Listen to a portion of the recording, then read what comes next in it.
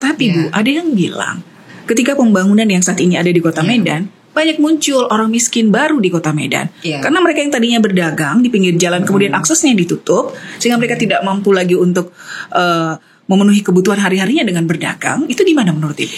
Jadi masalah kita di Kota Medan ini pengangguran. Setiap tahun bertambah pengangguran kita.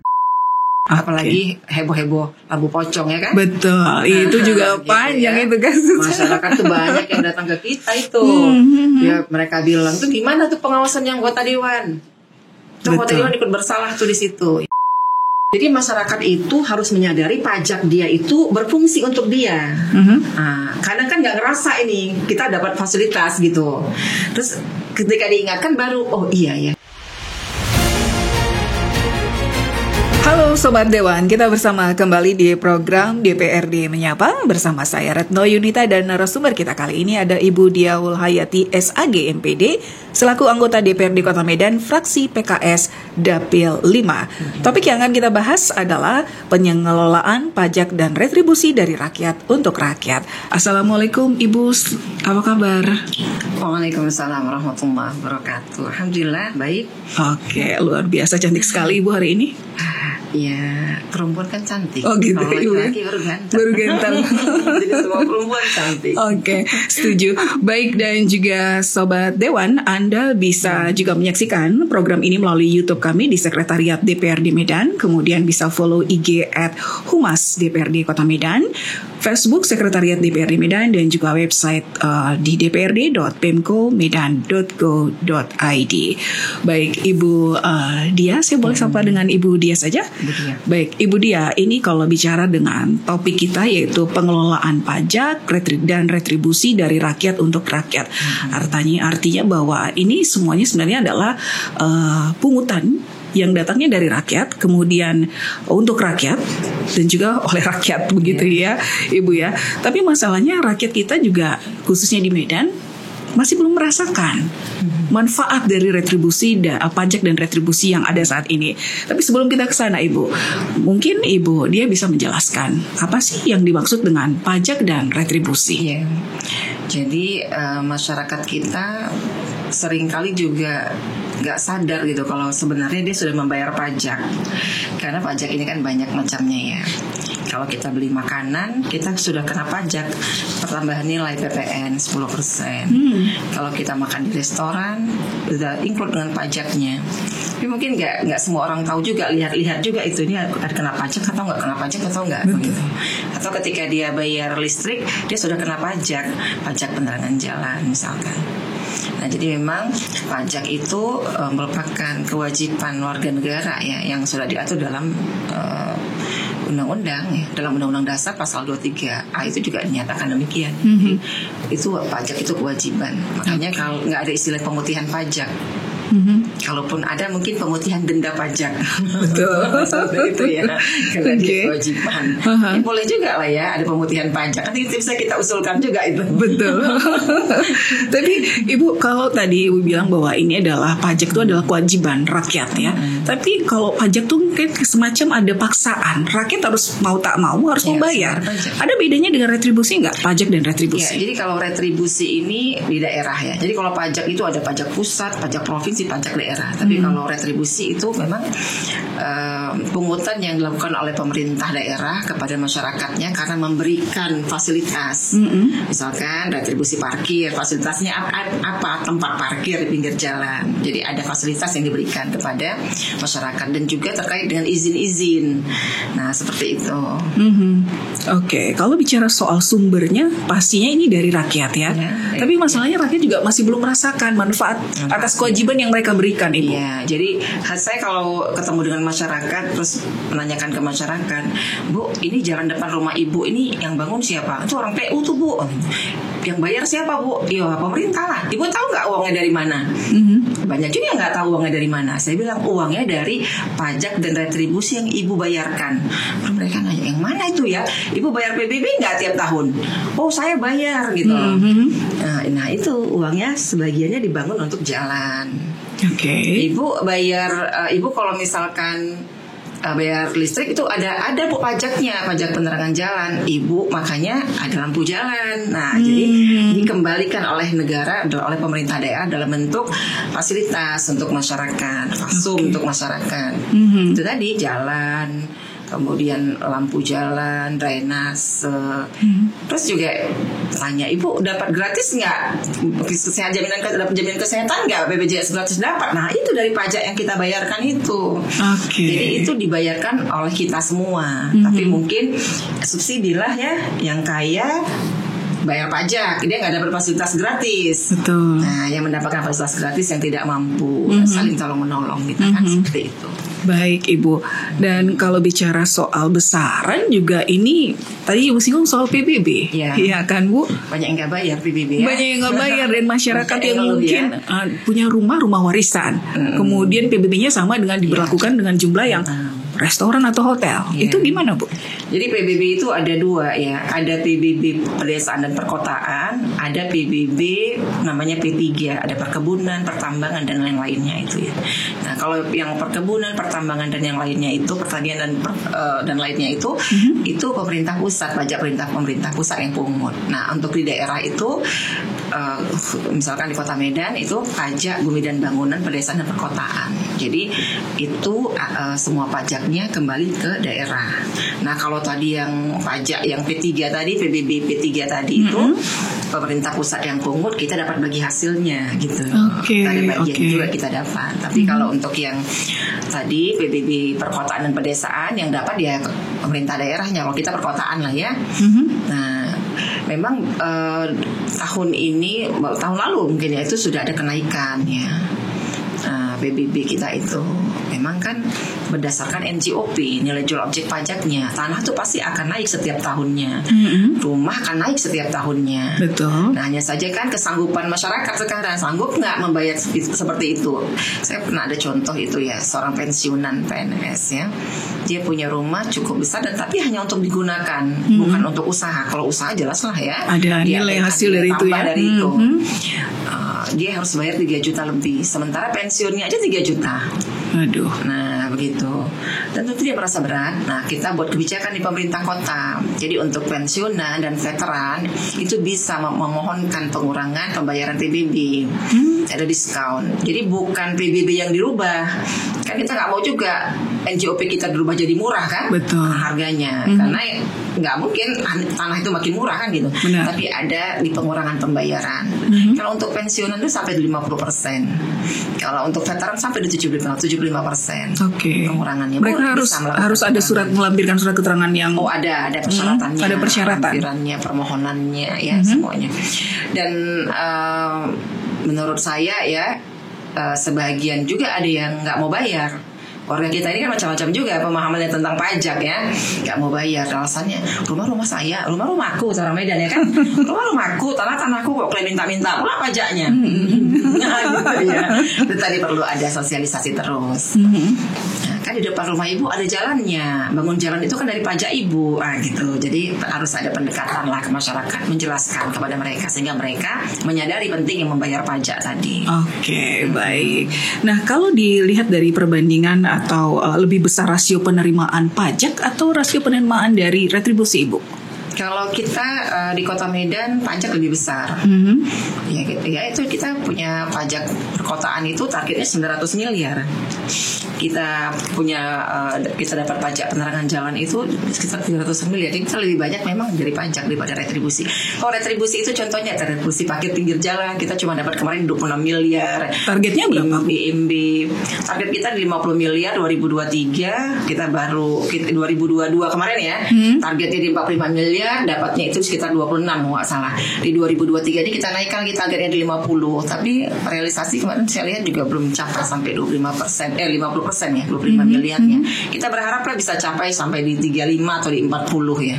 Jadi memang harus dalam hal ini kan misal kalau untuk parkir pinggir jalan itu masih di bawah Dishub ya pengelolaannya. Tapi kalau untuk PBB itu sudah di BP2RD. Kita sekarang mengenal dengan Bapenda ya, Badan Pendapatan Daerah. Jadi menurut saya memang harus semua pihak ini disadarkan, yang mengutip dan yang memberikan. Betul. Yang mengutip dan yang memberikan. Yang memberi harus mendapatkan kesadaran bahwa penting loh dia memberikan pajak itu. Atau karena memang manfaatnya tidak dirasakan secara langsung pada saat itu, Ibu, sehingga masyarakat jadi tidak tahu ketika dia membayar PBB atau ketika dia membayar parkir, ketika berbelanja ke satu tempat, sebenarnya ada manfaat yang dia dapat, tapi masyarakat nggak ngeh. Kalau dia parkir kan jelas dia dapat fasilitas parkir langsung, secara langsung. Kalau penerangan jalan kan dia bayar pajak penerangan jalan, di Parumani kan ada lampu jalan. Tapi banyak yang putus sekarang lampu jalan, Bu. Ya itu.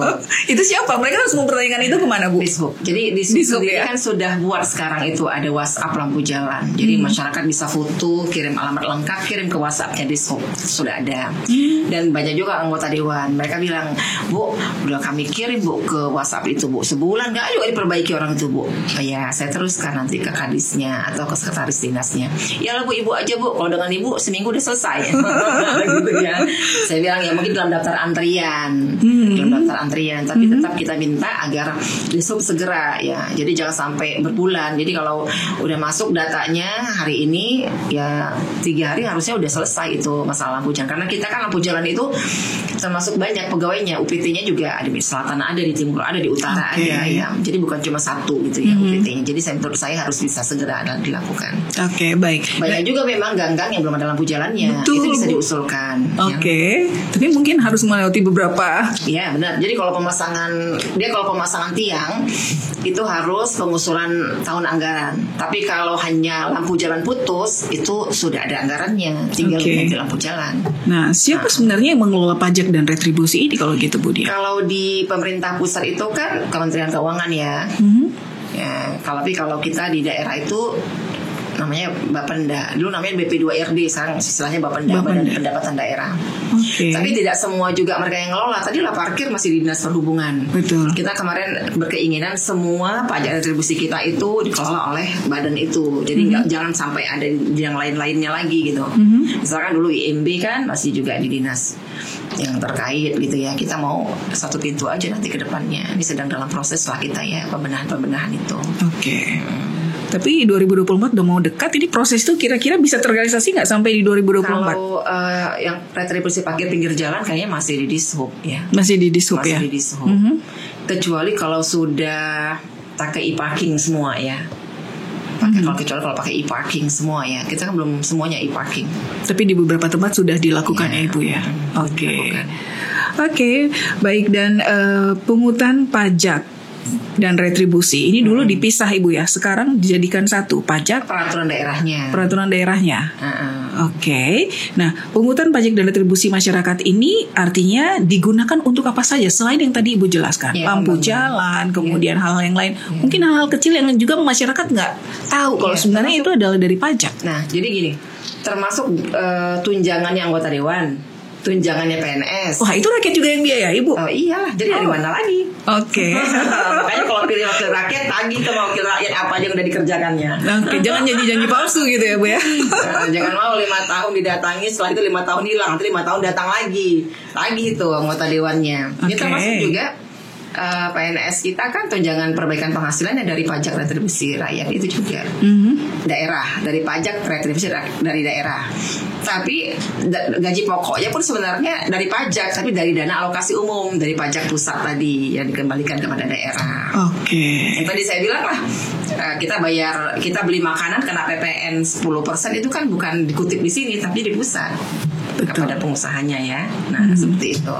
Tapi itu juga kita dapatkan. Atau pajak penghasilan PPH. Setiap yang punya gaji pasti kena pajak. Benar. Jadi dia punya kena pajak nggak? Ada kan? Nah, iya kena pajak. Kepling kita kan digaji dari pajak retribusi juga kan? Dia kena pajak juga, kena PPH juga gitu. Jadi sebenarnya dari rakyat untuk rakyat ya, dari Ibu rakyat ya? untuk rakyat. Baik. Nah, lantas seberapa pentingnya sebenarnya pajak dan retribusi kalau dilihat dari pembangunan kita? Memang Medan saat ini pembangunan semua nih dari ujung ke ujung. Jadi kalau rakyat dan nggak bayar pajak, nggak bayar retribusi, nggak ada pembangunan.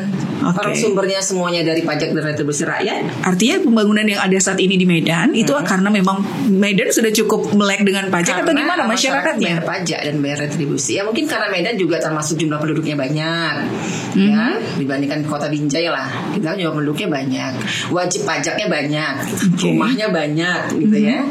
Nah, yang bekerja banyak, jadi bayar pajak penghasilan, dia bayar pajak kendaraan bermotor, kan banyak juga itu. Ya tadi bayar PBB termasuk primadona kita karena paling besar. Baik. Dan memang tak pernah dapat capai 100% ya. Kita dapat di 85% aja udah alhamdulillah. Saat ini sudah ada di posisi itu? Saya lihat di September itu PBB kita masih di 60% ya, 60% belum capai. Biasanya orang bayar PBB itu nanti menjelang akhir tahun, kan dia sampai di Desember ya. Ya. Nah, itu nanti di Desember aja lah bayarnya. Di Agustus sampai Desember tuh udah baru mulai banyak yang bayar pajak. Oke, baik Ibu Dia tadi sudah menjelaskan apa sih itu pajak dan retribusi, kemudian manfaatnya apa yang bisa dirasakan sebenarnya oleh rakyat sendiri. Tapi karena kita tadi udah, rasanya dengan pertanyaan itu saya cecar ke Ibu, kita pengen relax dulu lah sebentar ya. Saya minta Ibu jawab ini dengan singkat dan cepat dan tepat ya. Oke, kalau misalnya Ibu tidak terjun ke dunia politik, Ibu Hayati adalah seorang guru. Saya sebenarnya dosen sebelumnya. Oh ya? Terus kenapa tertarik terjun di dunia politik? Ya, tahun 2004 ya. Saya dosen tuh di tahun 2001 sampai 2004 ya. Jadi 2004 kemudian sebenarnya mulai partai politiknya udah lama, di PK itu 99 ya. Tapi waktu itu kan saya masih bisa ngajar lah karena bukan PNS kan. Betul. Saya ngajar matematika. Saya dosen matematika di IAIN. Wow. 2001 2004 partai mencalonkan saya dan terpilih. Di situ baru saya memilih di DPRD kah atau di dosen, karena di dosen waktu itu sudah mulai juga pemberkasan untuk PNS ya, karena waktu masa saya dulu itu nggak perlu ikut tes lagi, kita cukup pemberkasan. Akhirnya saya istikharah lah ya, diskusi sama suami. Harus saya pilih saya di politik karena suami saya PNS, suami saya dosen juga, dosen di USU PNS. Oke, baik, menarik sekali. Ya udah saya yang di politik, suami saya yang PNS. Yang pasti tetap suami mensupport Ibu ya. Ya kalau nggak support nggak di sini lah. Oke. Yang banyak kalau perempuan nggak support suami capek lah. Betul. Oke, yang baik Ibu, yang banyak orang belum tahu sih sebenarnya tentang seorang Diawul Hayati ini apa? Saya hobi berdagang, tapi kayaknya orang udah pada tahu lah ya, karena saya dagang juga di sini. Oh iya. Ada juga anggota dewan. Saya jual ke anggota dewan. Apa ya? Nggak tahu lah saya. Itu lah pokoknya mungkin. Kan ini nggak ada yang tahu kan saya hobi dagang ya. Betul. Jadi kalau teman-teman dekat saya tahu gitu. Mungkin ada darah berdagang. Orang Minang ya. Dari kecil sudah berdagang. Oke, baik. Lantas apa hal yang paling Ibu sukai dari Kota Medan? Kuliner. Wah, itu cepat tuh jawabnya. Apa itu kira-kira yang paling suka makanan apa sih, Bu? Sebenarnya saya semua suka. Tampak dari badannya. Kan ya. Oke. Saya suka itu sate Padang. Saya suka rujak. Saya suka pecel. Saya suka bakso. Udah 4 ya. Waduh, itu kolesterol semua, Bu. Mudah-mudahan lah ya. Oke. Sebenarnya itu adalah pertanyaan saya berikutnya. Makanan apa yang paling Ibu sukai? Tapi Ibu sudah jawab. Baik, sekarang dijawab dengan cepat dan tepat juga. Pesan ke masyarakat Medan yang belum melek pajak. Pajak itu untuk pembangunan, ayo bayar. Iya, pajak itu untuk pembangunan, jadi ayo bayar. Kan mau nggak bayar pajak, masyarakat nggak ada pembangunan. Oke, tapi besaran pajaknya jangan terlalu besar kali juga buat orang Medan. Tak sanggup kami. Jadi memang masyarakat kita kan punya kelas-kelas tersendiri. Ya, ada yang bawah, ada yang menengah, ada yang atas, nggak kita bisa sama ratakan. Jadi kalau yang tadi khusus tadi yang PBB itu, toh bisa ada pengurangan bagi yang nggak mampu. Ya. Kan gitu. Yang jadi, pensiunan juga ada ya. Pensiunan ada pengurangan bagi yang tidak mampu. Saya kemarin coba untuk diskusi dengan teman-teman di Bapemperda kan. Gini, saya Bapenda lah sekarang ya. Itu saya bilang maaf BP2RD, terus sekarang jadinya Bapenda. Saya bilang, coba kita contoh seperti DKI Jakarta. Kalau orang miskin, nggak usah lagi pungut PBB-nya. Ya kan? misalkan dia masuk dalam data masyarakat miskin tuh DTKS itu ya, nggak usah dipungut lagi, karena itu nanti jadinya ya itu tadilah ngotor-ngotorin pembukuan kan, toh nggak bisa juga capai target gitu. Coba dikaji ulang. Atau yang tadi pensiunan yang gajinya pun cuma 1,5 juta, apalagi janda pensiunan. Ibu saya itu pensiunan janda, itu pensiunnya itu cuma 1,8 juta. Yang mau bayar BBB sebesar 3 juta, 2 juta kan itu ya nggak mungkin gitu. Betul. Seperti itu. Jadi menurut saya ya memang harus ada pengkajian ulang terkait dengan PBB. Tapi kan hotel-hotel kita harus bayar PBB juga. Perusahaan-perusahaan harus bayar PBB. Itu mereka memang harus buat tarifnya tinggi. Benar. Karena mereka dapat keuntungan dari sana. Ya sesuai tadi dengan NJOP-nya. Misalkan kalau rumah di Jalan Sudirman kan beda harganya dengan jalan di gang-gang, udah Bener. masuk jalan segang lagi ya kan. Itu masih beda itu pajaknya kan. Ya nggak mungkin kan mereka dibuat tarifnya rendah. Sementara itu bisa jadi pemasukan bagi pemerintah, bagi pemerintah kota, pendapatan Oke. di sana. Nah, artinya sebenarnya itu balik lagi untuk pembangunan. Tapi Ya. Bu, ada yang bilang ketika pembangunan yang saat ini ada di Kota Ya. Medan, banyak muncul orang miskin baru di Kota Medan. Ya. Karena mereka yang tadinya berdagang di pinggir jalan kemudian aksesnya ditutup sehingga mereka tidak mampu lagi untuk memenuhi kebutuhan hari-harinya dengan berdagang. Itu gimana menurut Ibu? Jadi masalah kita di Kota Medan ini pengangguran. Setiap tahun bertambah pengangguran kita. Yang tamat dari perguruan tinggi nggak dapat kerjaan, nganggur lah itu. Tamat SMA nggak lanjut ke kuliah, nganggur lah itu. Pengangguran kita sangat banyak. Oleh sebab itu perlu ada lapangan kerja. Lapangan kerja juga kan nggak bisa buat dalam waktu sebentar. Mendirikan perusahaan-perusahaan itu kan nggak cepat ya. Dan juga mereka kan mau investasi, lihat juga kondisi daerah gitu ya. Oke. Nyaman tidak berinvestasi. Jadi memang program kita dalam pengentasan pengangguran dan kemiskinan itu menjadi prioritas. Makanya di dinas-dinas sekarang ini banyak dilakukan pelatihan-pelatihan. Jadi anak-anak SMA di Dinas Tenaga Kerja ya, itu anak-anak SMA yang mereka nggak kuliah lagi, dibuatlah pelatihan-pelatihan. Seperti ini ada pelatihan podcasting gini ya, ada pelatihan fotografi, jadi fotografer, kemarin ada konten kreator, ada yang barista, ada sablon, banyak kita buat Oke. pelatihan-pelatihan. Keinginannya apa? Begitu mereka ikut pelatihan itu, kemudian mereka udah punya skill dan mereka kemudian bisa mencari nafkah dari skillnya. Kemarin pernah ada program fotografer itu ya di Dinas Tenaga Kerja itu. Ada banyak yang ikut kan, sekarang udah enak ya, masyarakat bisa ikutnya itu mendaftar itu di Instagram. Itu era IT sekarang udah enak lah. Benar. Jadi saya bilang sama remaja-remaja itu ya, jadi adik-adik kalau punya gadget jangan cuma TikTokan aja. Saya bilang lihat itu IG itu tuh ada loker situ, lowongan kerja itu banyak informasi. Ada waktu itu seorang pemuda ya, waktu saya rapat paripurna dia segur, Bu, saya loh Bu kemarin dapat info dari Ibu kalau ada pelatihan fotografer, saya udah magang sekarang di sini. Nah kita minta juga di Snaker, begitu mereka udah ikut pelatihan, kalau ada event mereka diikutkan, magang lah minimal gitu ya. Ada yang magang di sini, udah pegang itu ya kamera gitu kan. Kita berkeinginan seperti itu, salah satu upaya oleh pemerintah kota. Itu kan uangnya dari pajak juga buat pelatihan.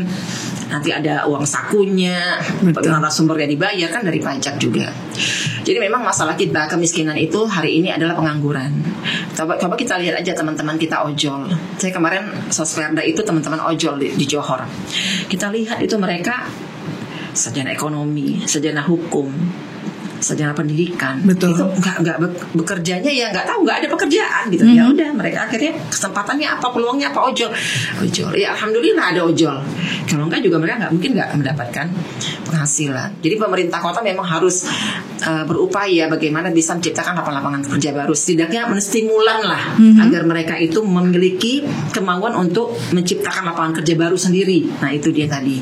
Itu keinginannya. Misalnya kalau belajar sablon ini kan di era pemilu laku ini orang nyablon ini baju, spanduk, ya kan? Betul. Seperti itu.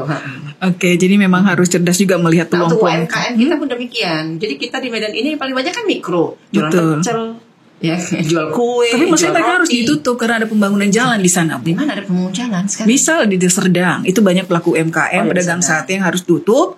Nah Di mereka kan Serdang, akan ya. ini muncul orang-orang miskin baru di Kota Medan. Menurut Ibu, Kalau di Serdang kan bukan kita.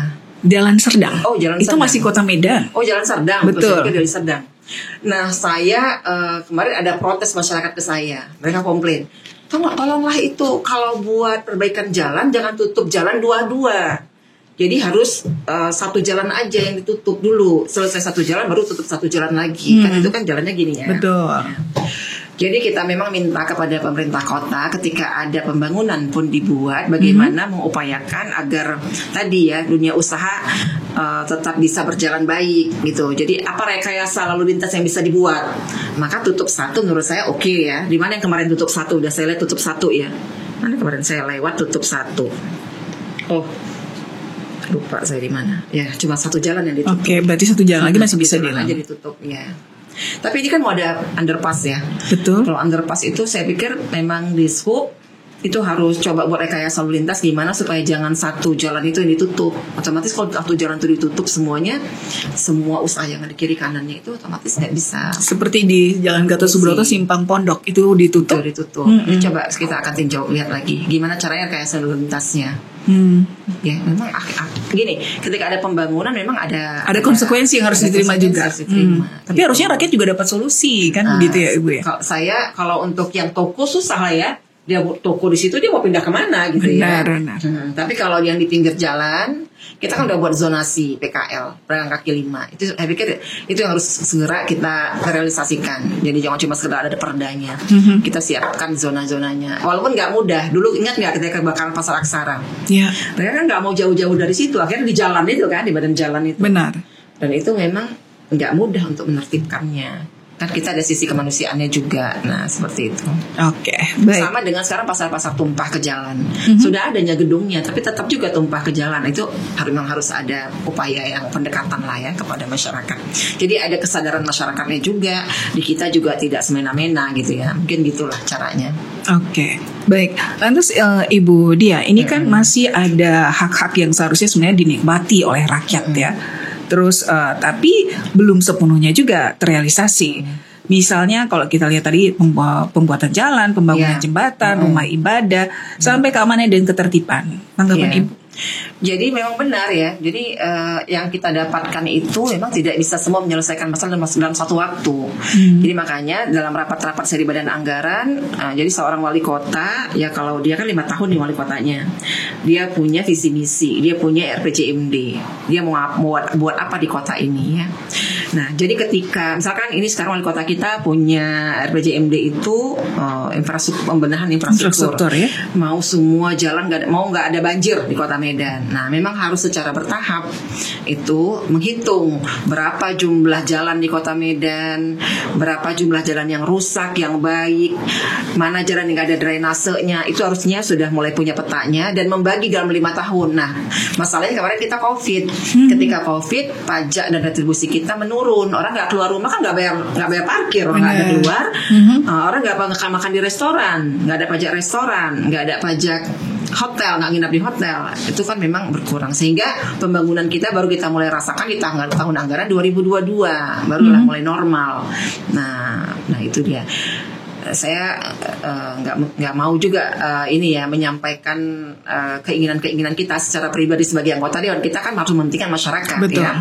Oleh sebab itu didahuluilah dengan program-program yang itu berhubungan langsung dengan masyarakat. Tadilah perlindungan UMKM itu kita lakukan ya. Nah seperti itu.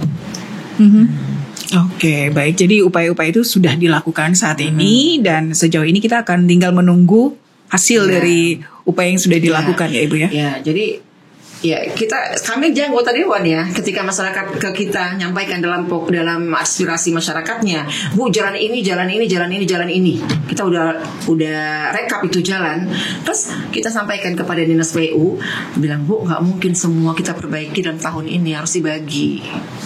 Nah, di situ kita kan ada debat-debat. Jadi mana jalan yang duluan diperbaiki? Kita sepakat yang ada fasilitas umum, apa misalnya ada gereja, ada masjid, ada pasar, ada sekolah, ada perkantoran, itu prioritas. Itu harus mulus. Karena itu pasti mengganggu, karena kan ramai kan orang lewat di situ.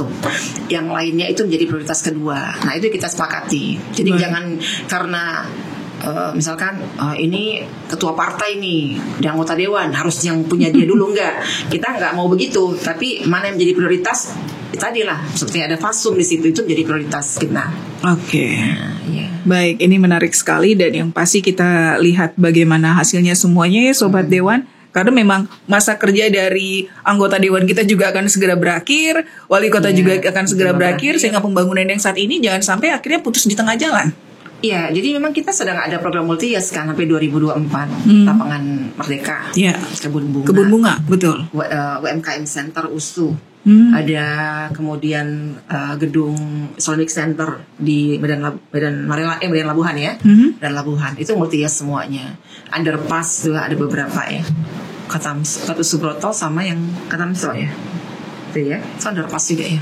Nah jadi ya kita berharap lah ya sebelum wali kota ini selesai itu selesai juga. Kalau enggak ya memang merepotkan itu. Betul. Kita makanya kemarin multi-yes kan debat-debatnya panjang di sini ya. Oh iya. Ya makanya ya mudah-mudahan lah bisa cepat selesai. Apalagi heboh-heboh lampu pocong ya kan. Betul. Itu juga gitu panjang ya. Itu kan. Masyarakat tuh banyak yang datang ke kita itu. Ya mereka bilang tuh gimana tuh pengawasan yang anggota dewan. Tuh anggota dewan ikut bersalah tuh di situ ya kita bilang kita kan fungsinya 3 di legislasi, di budgeting, di pengawasan. Di budgeting perencanaan oke, kita sepakati itu kita memang perlu lah ya di daerah tertentu kita buat bagus ya sebagai ikon kota. Tapi kan di pengerjaan itu bukan di kita, eksekutornya kan eksekutif. Nah kita tinggal ngawasi kan yang ketiga. Dan ketika di pengawasan itulah akhirnya wali kota menyatakan itu proyek gagal kan. Ya udah kan. Jadi kita ngawasin itu. Kenapa tuh kayak gitu tuh kan masyarakat juga ikut ngawasi ya netizen ikut ngawasi juga ya kan. Netizen tuh yang bilang pocong ya kan? betul karena memang persis sekali Bu, mirip bentuknya ya kalau dilihat. Saya nengok juga oh iya pula ya gitu. Nah jadi ya alhamdulillah menurut dinas terkait dananya udah kembali karena perusahaan harus memulangkan dana sebesar 21 miliar sudah kembali. Harusnya mereka membongkar.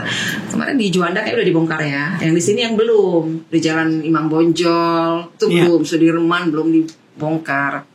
Ya Allah alam kenapa, tapi kita minta lah itu nggak enak kita nengoknya. Jadi saya kan selalu kalau pulang pergi lewat situ nengok lampu itu nggak nyaman ngeliat lampunya itu ya seperti itu. Ya mudah-mudahan saya segera dibenahi lah. Ada rasa bersalah juga nggak Bu ketika lihat lampu itu? Kalau saya terus terang mungkin yang paling merasa bersalah itu ya karena kan urusan pemenang tender itu kan di depan ya. Kalau di kami kan karena anggota dewan berkomentar kan, maka kemudian itu menjadi rame kan. Ketua DPRD lagi yang komen di awal di media kan, itu harus periksa BPK kan gitu. Akhirnya ya tahu lah ya kemarin gimana ada pingpongnya dikit ya kan, gitu ya. Jadi menurut saya ya tugas kita di pengawasan, terus kita melakukan pengawasan. Ya. Jadi kalau ada laporan masyarakat kita langsung, kalau saya begitu ada laporan masyarakat langsung tanya ke dinasnya, gitu. Karena memang eksekutornya di mereka, kita cuma mandangin mereka kerja aja nih, mana yang betul nggak kerjaan mereka kan gitu. Kalau anggota dewan di pengawasan uangnya kan di mereka. Memang angka-angka kita bahas di sini, kita sahkan di sini, tapi kan uangnya di mereka. Kemudian penentu siapa yang kerjakannya di mereka, bukan di kita. Pengusaha mana yang kerjakan itu di mereka, ya di eksekutif. Dan sebenarnya ada proses, ada tender di sana terbuka. Kemudian kalau di LPSE ya itu ada tender terbuka, tapi ada juga yang PL. Kalau kecil-kecil proyek kecil kan wali kota bisa tunjuk aja ini yang ngerjakan gitu. Baik, Ibu Dia, bagaimana cara kita untuk meningkatkan kesadaran masyarakat dalam membayar pajak? Karena ini penting sekali juga untuk pembangunan daerah. Jadi masyarakat itu harus menyadari pajak dia itu berfungsi untuk dia. Kadang kan nggak ngerasa ini kita dapat fasilitas gitu.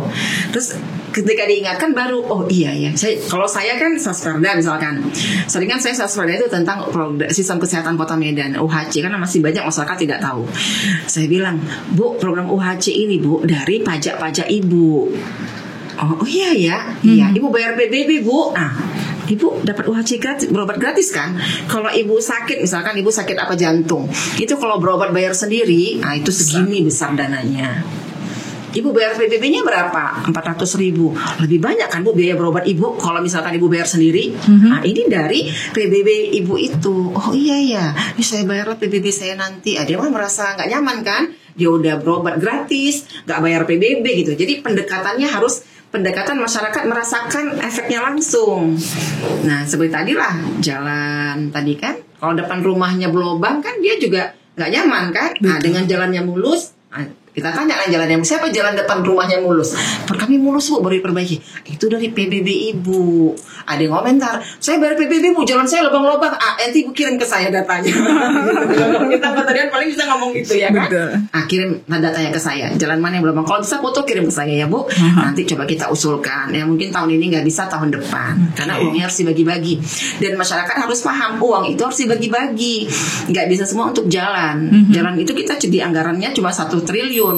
Harus ada yang lain yang kita anggarkan. Kita bilang lah maghrib mengaji, kita tanya ada nggak ibu-ibu di sini yang dapat dana maghrib mengaji? Saya Bu. Nah itu Bu, termasuk itu dari pajak juga, itu dari retribusi juga itu Ibu dapat yang 500.000 per bulan itu. Jadi harus masyarakat itu disadarkan bahwa dia menerima manfaat. Berarti masyarakat perlu ada edukasi dan sosialisasi. Baik Ibu, kita sudah berada di akhir program ini dan saya kasih waktu buat Ibu untuk memberikan closing statement ya terkait dengan pembahasan kita.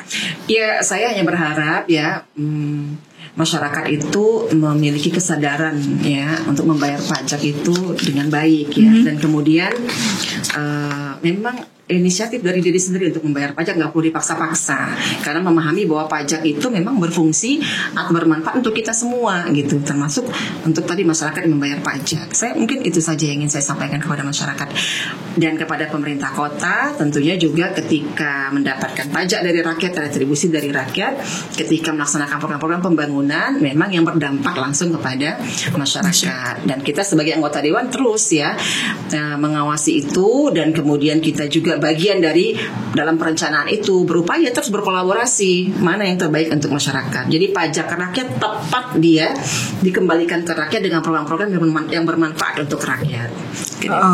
Baik. Dan seperti masyarakat juga yang taat pajak, ada istilahnya taat pajak apa Ibu, orang yang bijak taat pajak, orang gitu bijak, ya taat pajak, orang bijak taat pajak, pajakmu untuk pembangunan, nah gitu ya kan. Nah jadi ya memang demikian lah. Baik Ibu Diah Aul, terima kasih sekali untuk waktunya pada kesempatan kali ini. Semoga apa yang kita bincangkan bermanfaat buat Sobat Dewan yang menyaksikan bahwa tidak ada lagi harapannya ke depan orang merasa bahwa ketika membayar pajak tidak merasakan manfaatnya langsung ya. Jadi sebenarnya pajak dan retribusi itu tujuannya adalah dari rakyat, oleh rakyat dan untuk rakyat. Baik, saya Retno Yunita undur diri, dan juga narasumber kita Ibu Diah Aul Hayati SAG MPD, anggota DPRD Kota Medan, fraksi PKS Dapil 5, mengucapkan terima kasih, dan jangan lupa Anda bisa saksikan program ini melalui YouTube di Sekretariat DPRD Medan. Follow IG-nya @humasdprd Kota Medan, kemudian Facebook Sekretariat DPRD Medan, dan juga Anda bisa menyaksikan langsung di website dprd.pemkomedan.go.id. Saya Retno Yunita undur diri, sampai jumpa.